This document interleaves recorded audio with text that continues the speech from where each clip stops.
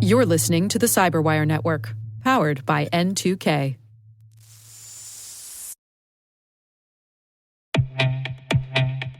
Defense contractors face immense pressure to comply with CMMC 2.0 security standards, needing a secure, user-friendly file-sharing solution.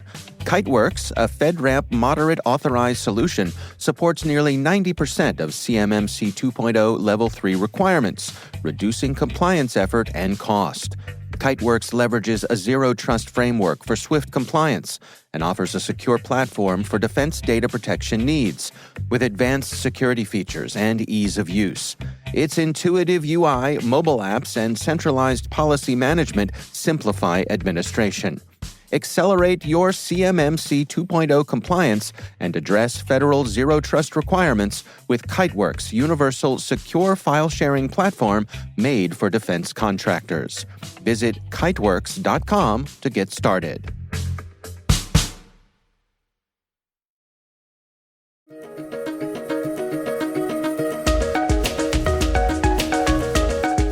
Hello, everyone, and welcome to the CyberWire's Research Saturday. I'm Dave Bittner, and this is our weekly conversation with researchers and analysts tracking down the threats and vulnerabilities, solving some of the hard problems, and protecting ourselves in a rapidly evolving cyberspace. Thanks for joining us.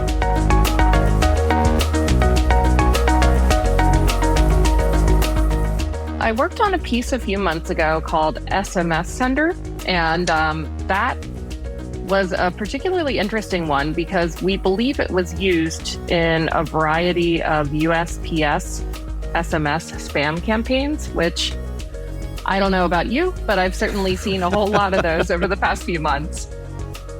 That's Alex Delamate, threat researcher from SentinelOne Labs. The research we're discussing today is titled Xeon Sender, SMS Spam Shipping Multi-Tool Targeting SaaS Credentials.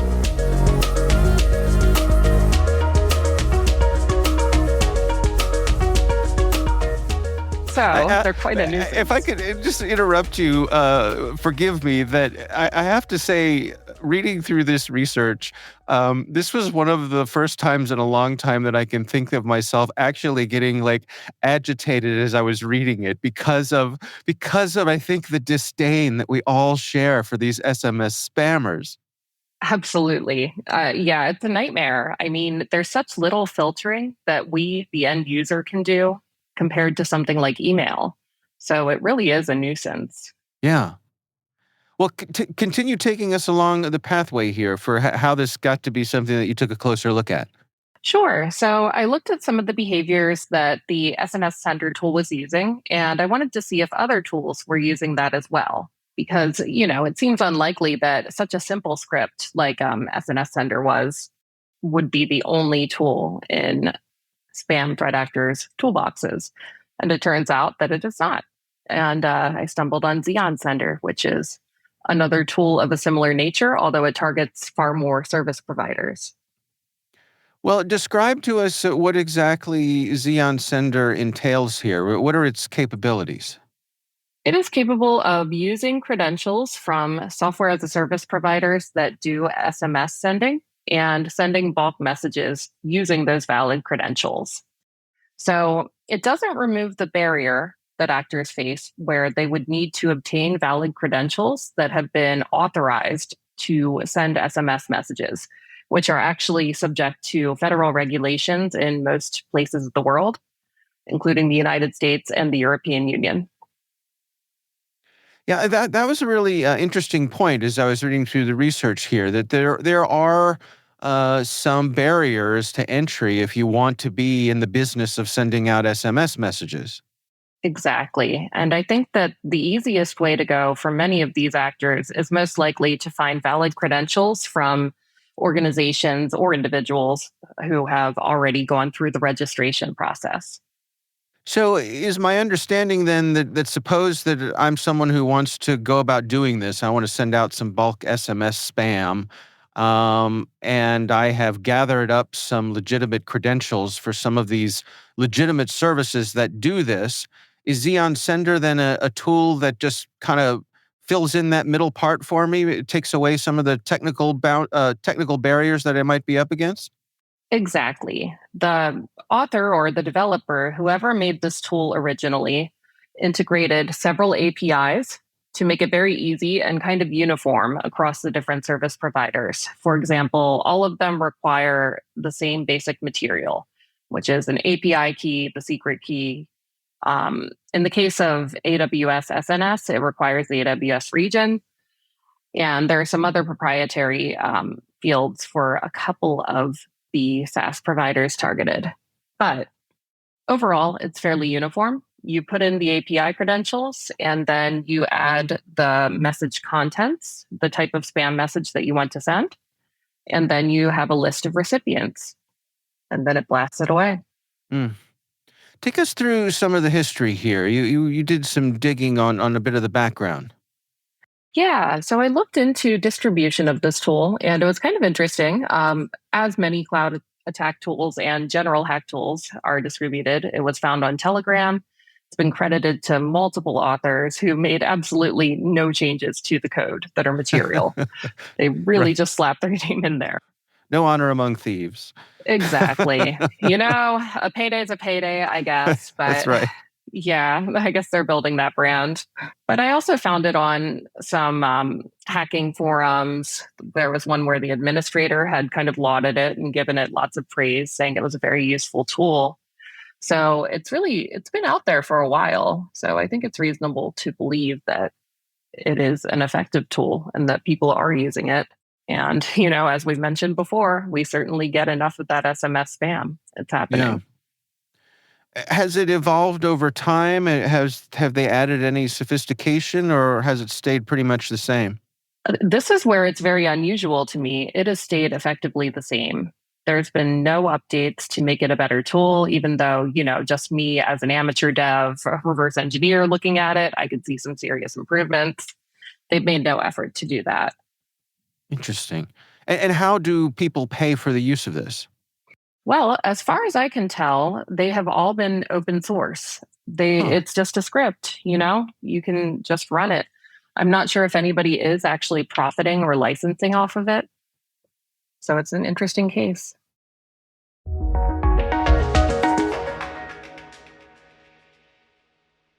We'll be right back.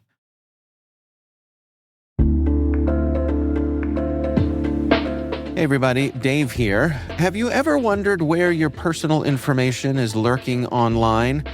Like many of you, I was concerned about my data being sold by data brokers.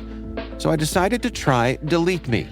I have to say, Delete Me is a game changer. Within days of signing up, they started removing my personal information from hundreds of data brokers. I finally have peace of mind knowing my data privacy is protected. Delete Me's team does all the work for you with detailed reports, so you know exactly what's been done. Take control of your data and keep your private life private by signing up for Delete Me. Now at a special discount for our listeners. Today, get 20% off your Delete Me plan when you go to joindeleteme.com/N2K and use promo code N2K at checkout. The only way to get 20% off is to go to joindeleteme.com/N2K and enter code N2K at checkout. That's joindeleteme.com/N2K, code N2K.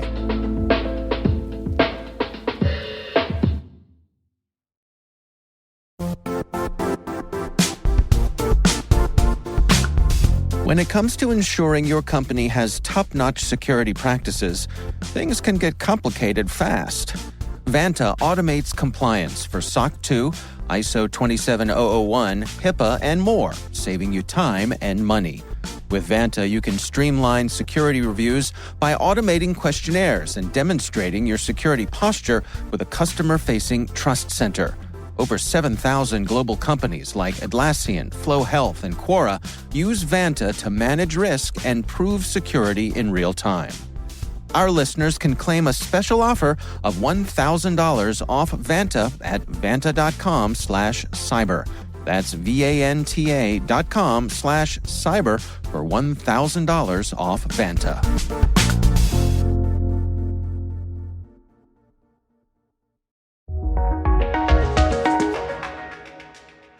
I have to say the screen grabs of the interface that you posted here takes me back to the 90s, I guess. It's about as bare bones, as straightforward as you can get.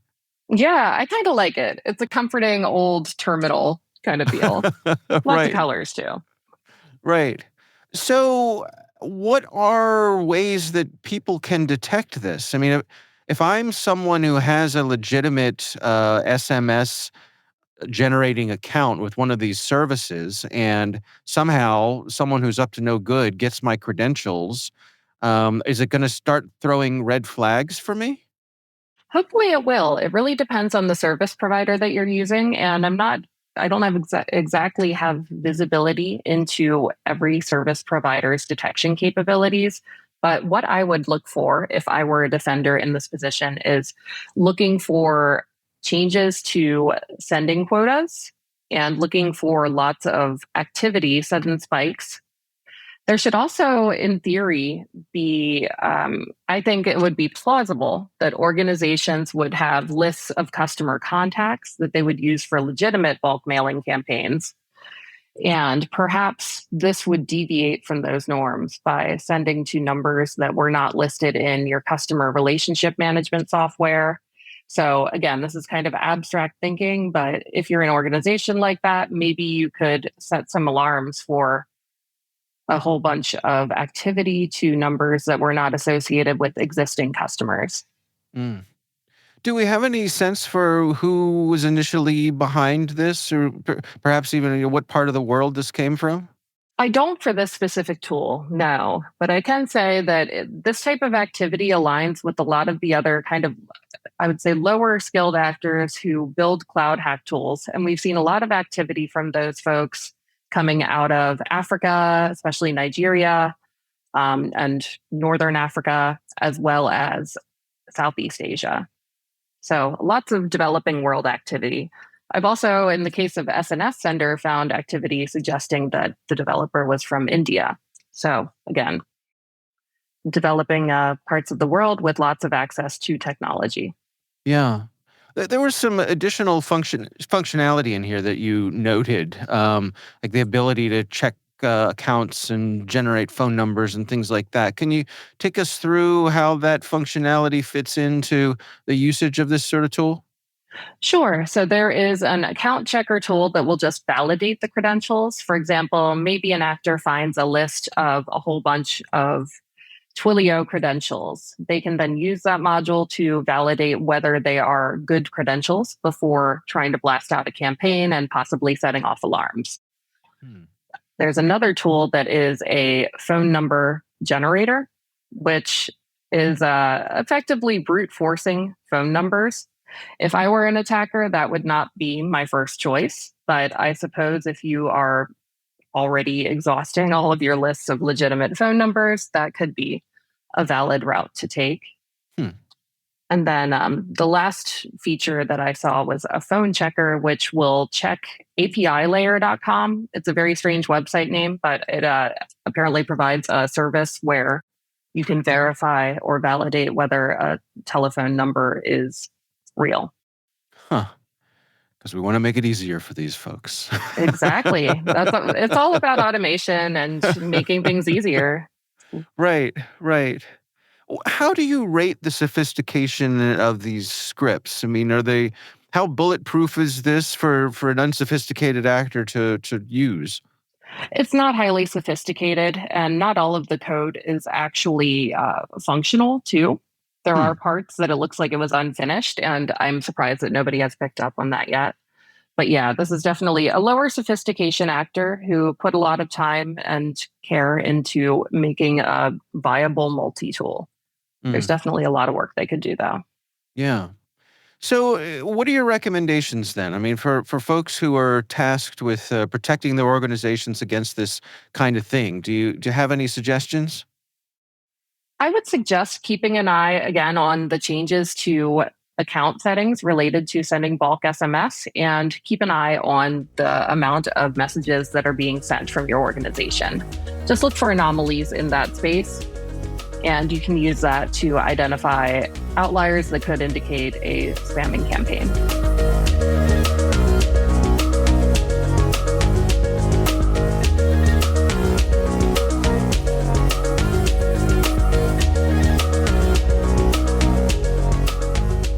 Our thanks to Alex Delamonte from Sentinel One Labs for joining us. The research is titled Xeon Sender, SMS spam shipping multi-tool targeting SaaS credentials. We'll have a link in the show notes. We'd love to know what you think of this podcast. Your feedback ensures we deliver the insights that keep you a step ahead in the rapidly changing world of cybersecurity. If you like our show, please share a rating and review in your podcast app. Please also fill out the survey in the show notes or send an email to cyberwire@n2k.com. We're privileged that N2K Cyberwire is part of the daily routine of the most influential leaders and operators in the public and private sector, from the Fortune 500 to many of the world's preeminent intelligence and law enforcement agencies. N2K makes it easy for companies to optimize your biggest investment, your people. We make you smarter about your teams while making your team smarter. Learn how at n2k.com. This episode was produced by Liz Stokes. We're mixed by Elliot Peltzman and Trey Hester. Our executive producer is Jennifer Iben. Our executive editor is Brandon Karp. Simone Petrella is our president. Peter Kilpie is our publisher. And I'm Dave Bittner. Thanks for listening. We'll see you back here next time.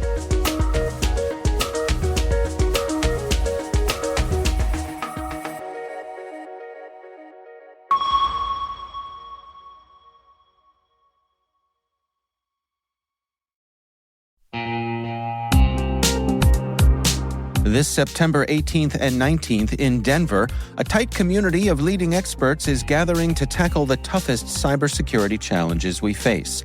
It's happening at MWise, the unique conference built by practitioners for practitioners. Brought to you by Mandiant, now part of Google Cloud, MWise features one-to-one access with industry experts and fresh insights into the topics that matter most, right now, to frontline practitioners. Register early and save at mwise.io/cyberwire. That's mwise.io/cyberwire.